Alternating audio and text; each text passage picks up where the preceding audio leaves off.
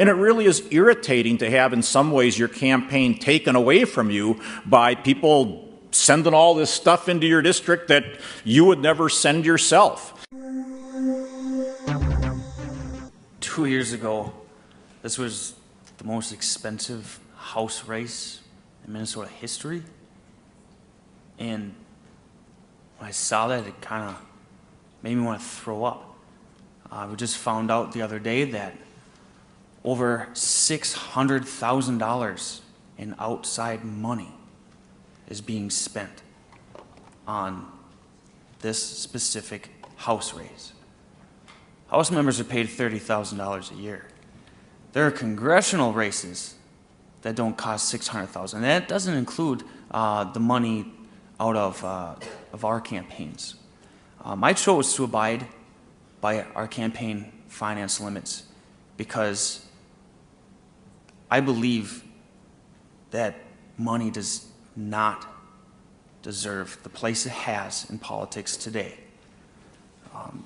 Unfortunately, we are faced with two awful Supreme Court decisions, and I would say that the Citizens United decision might be one of the worst decisions made in recent history, another 5-4.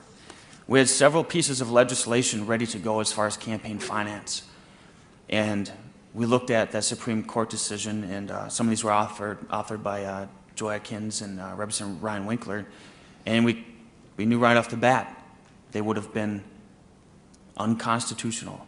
So I support an amendment that would get rid of Citizens United.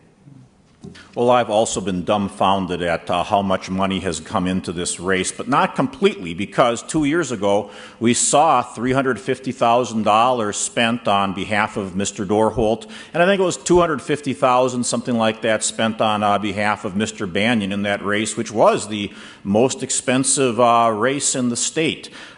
People should know, if you don't, that the vast majority of the mailers that you're seeing, and probably what you're hearing on the radio, is not paid for by either Zach or I. It's outside interest groups, outside political parties that actually, by law, we can't know what they're doing. We can't know in advance. We can't see their stuff. And it really is irritating to have, in some ways, your campaign taken away from you by people sending all this stuff into your district that you would never send yourself.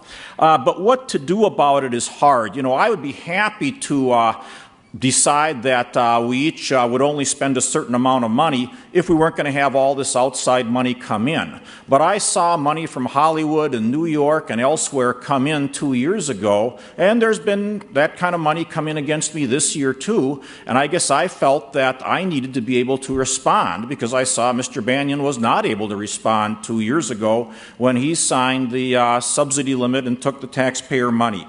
I'd just throw out one idea that I think we should pursue, and that is to go back to the system we had until 1974 in this state, where you ran for office without a party designation, without a political party, like people in city councils do.